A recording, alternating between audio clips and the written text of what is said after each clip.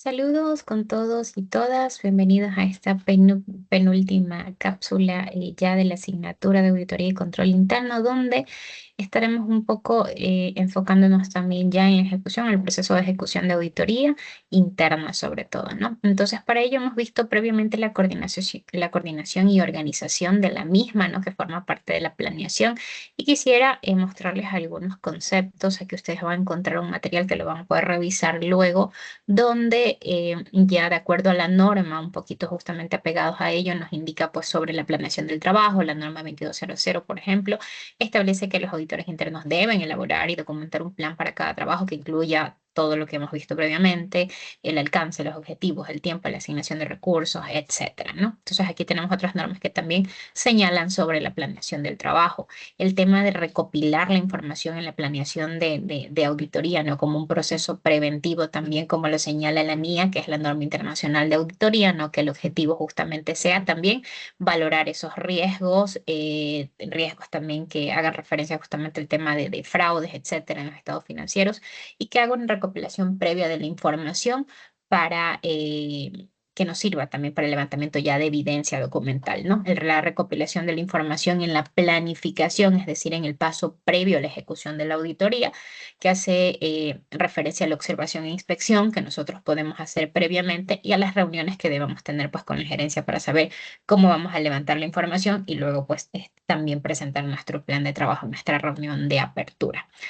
Eh, los riesgos de auditoría es algo que tenemos que ver. Vamos a ver algunos talleres y material práctico donde nos va a permitir acentuar mucho más esta información que es sumamente importante, que se diferencian en sí de los riesgos pues, financieros, el riesgo operacional, etcétera, de todo lo que tiene que ver justamente ya con el desarrollo de las actividades, de los procesos como tal.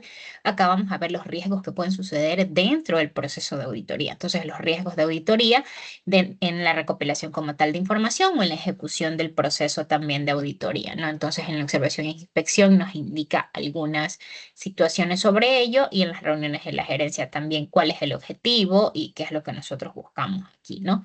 En los riesgos de auditoría como evaluación de riesgos también nos indica pues el evaluar, el identificar primero cuáles son esos riesgos que pueden suceder y de qué manera también podemos pues evitar esta situación en algunos casos o minimizar el impacto de los mismos dentro del proceso de auditoría que se vaya a ver reflejado en los informes finales, ¿no? Entonces aquí tenemos el tema de la norma internacional de auditoría, la NIA 315 y la NIA 330, pues que nos dicen justamente o nos hablan sobre la identificación y evaluación de los riesgos de incorrección material a través de la comprensión de la entidad de su entorno y el tema de efectuar procedimientos de auditoría en respuesta a esos riesgos evaluados y evaluar la evidencia de la auditoría obtenida, ¿no? Entonces aquí vamos a tener una parte práctica que nos va a ayudar a comprender un poco mejor los tipos de riesgos de auditoría que nos podemos encontrar, que son diferentes a los riesgos que habíamos mencionado anteriormente, ¿no? Como parte ya de la ejecución del procedimiento diario como tal, de las actividades que se realizan en cualquier tipo de organización que sean acorde pues, a la actividad que realizan, ¿no? Entonces, el riesgo en la auditoría tiene tres componentes: tiene el riesgo inherente, el riesgo de control y el riesgo de detección, ¿no? Entonces, el riesgo en auditoría significa el riesgo de que el auditor como tal dé una opinión que no sea apropiada, que la información financiera o la información con la que haya trabajado de pronto no sea la correcta, que se base quizás en algunas ocasiones en eso, ¿no? Que no esté, pues que no sea la correcta, que esté errónea, etcétera. Entonces, eso puede inferir en alguno de los riesgos que se puedan dar.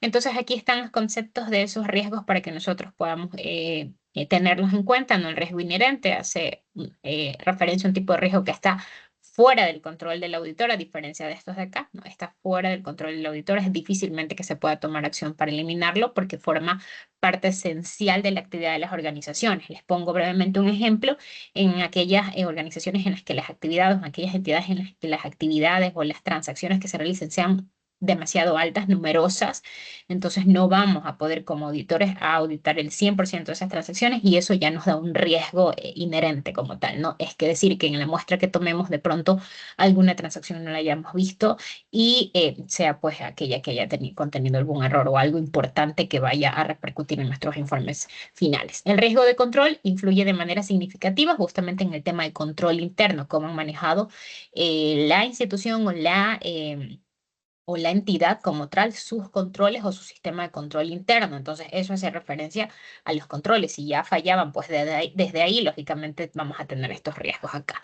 Y el riesgo de detección está relacionado con la posibilidad de que estos procedimientos de auditoría no detecten los errores, que a pesar de que se realice todo, pues esto ya hace un poquito más referencia al equipo auditor, de que con toda la información como tal haya pues algunas falencias en el equipo auditor y no se haya detectado al 100% estos errores, ¿no? Entonces siempre también puede que mínimamente ocurra.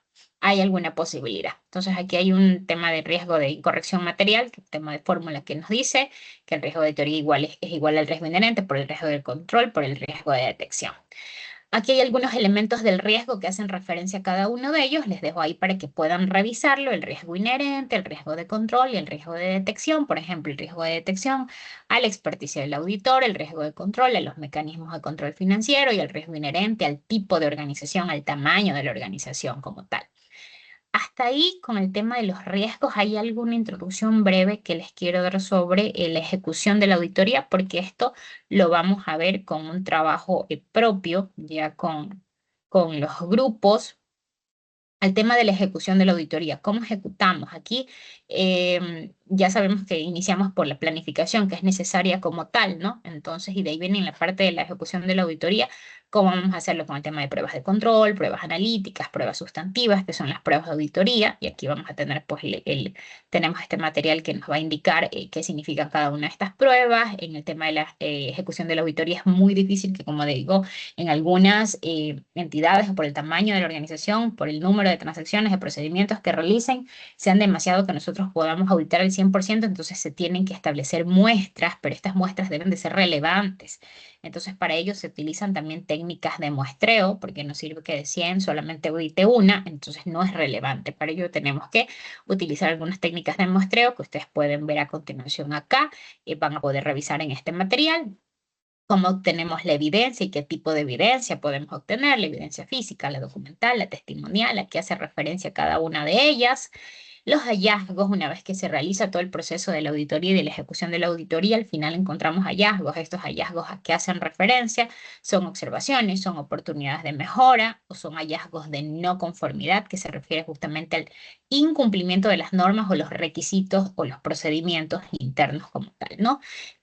Y con ello tenemos la formación de una opinión. Una vez que tenemos toda la ejecución del proceso de auditoría como tal, nosotros emitimos una opinión como auditores. Esta opinión se va a basar en todo el proceso que nosotros hemos realizado de inicio a fin, en la evidencia, en los hallazgos encontrados, etcétera. Y esta formación de la opinión del auditor la vamos a nosotros dejar pues sentada en un informe. Cabe recalcar que aquí la opinión puede ser calificada con salvedades, puede existir una opinión negativa o inclusive puede abstenerse de una opinión o descargo de responsabilidad. Ustedes dirán, ¿cuándo ocurre esto?